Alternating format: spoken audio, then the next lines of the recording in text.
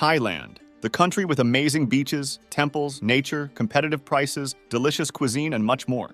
Everyone knows that Thailand is a paradise. However, don't be deceived into thinking that Thailand is only about meditation, affordable prices, or paradisiacal islands. Beyond these charms, this Asian country is also sought after by those seeking vacations filled with intensity and adrenaline.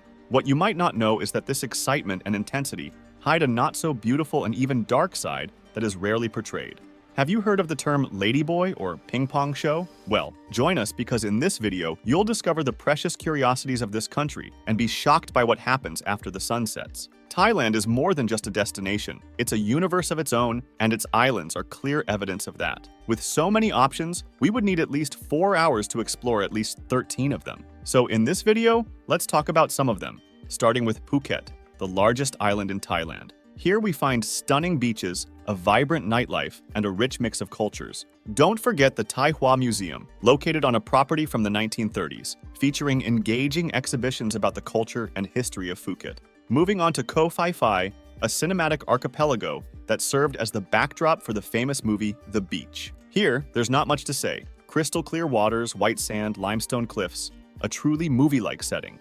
And for those who enjoy luxury, welcome to Koh Samui, famous for its palm trees, luxurious resorts, and lively parties. It's another pearl in the Gulf of Thailand that captivates visitors with its tropical charm. The variety of natural riches here is abundant, and when we talked earlier about affordable prices, that includes luxury resorts too.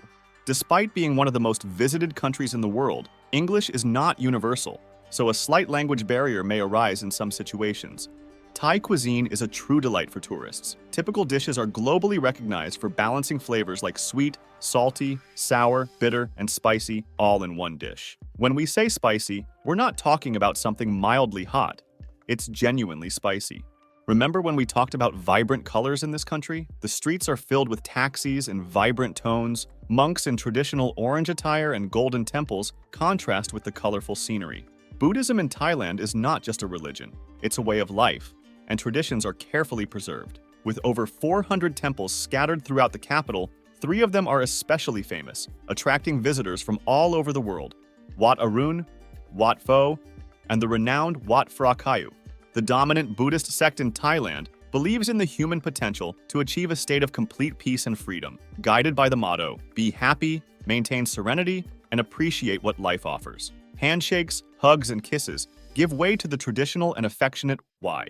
This Thai greeting involves joining hands in a prayer-like form at chest level, accompanied by a slight bow forward.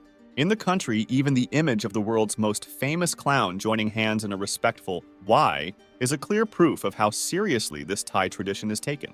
Touching someone's head in Thailand is highly disrespectful, as it is considered the most sacred part of the body. Feet, on the other hand, are considered the lowest part of the body and are therefore seen as impure.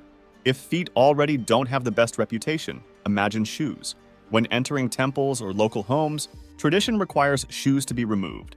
Not much different from other Asian cultures like Japan or Korea. Pointing your feet at sacred objects, such as Buddha statues or monks, is considered a disrespectful gesture. Having said that, now you know why they prefer easily removable sandals or flip-flops. Another curious fact is that Thais always smile. Sincere smiles, a willingness to help, and contagious happiness are striking characteristics of this extraordinary people.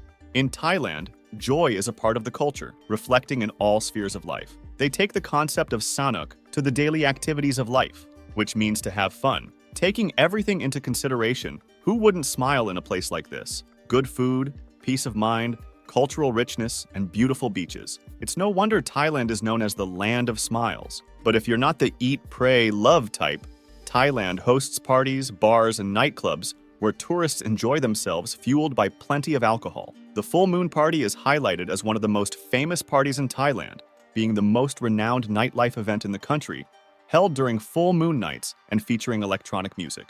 The event attracts tens of thousands of tourists to the beautiful sands of Koh Phangan, one of the most charming islands in the region.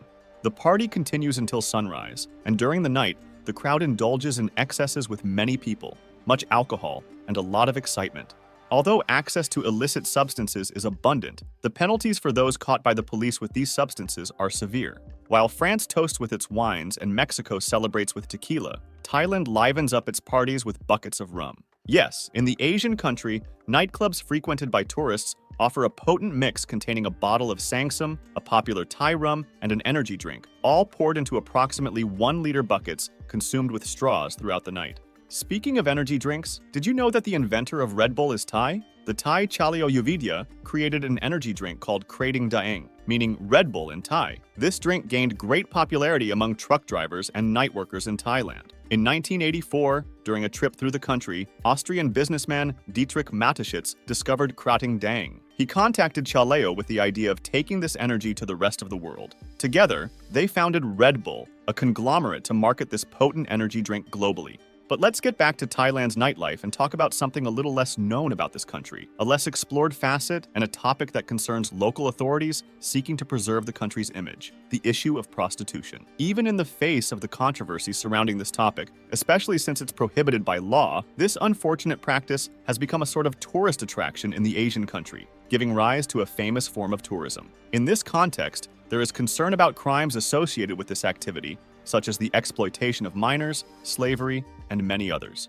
Every day, foreigners, both men and women, circulate through Patpong, one of the famous districts for its nightlife in Bangkok. The question everyone seems to ask in this scenario is, why does this happen if it's prohibited? The answer is complex. This is a traditional practice in Thailand with at least 6 centuries of history. Although not socially accepted, historical facts document this practice, with the Chinese traveler Ma Huan recording it around 1430. During the reign of Ayutthaya, between 1351 and 1767, the activity was legalized and taxed, with state-operated brothels. In 1908, a law was established to regulate brothels and the practice, requiring their registration and external area signaling to indicate the services offered. Almost a century later, it seems that customs remain the same, with these places still full of lights instead of signs. Today, advertising is done through billboards. However, since the Vietnam War, the country gained an international reputation as a destination for sex tourism when American soldiers gathered and migrated to the region for rest and entertainment during their leaves. At that time,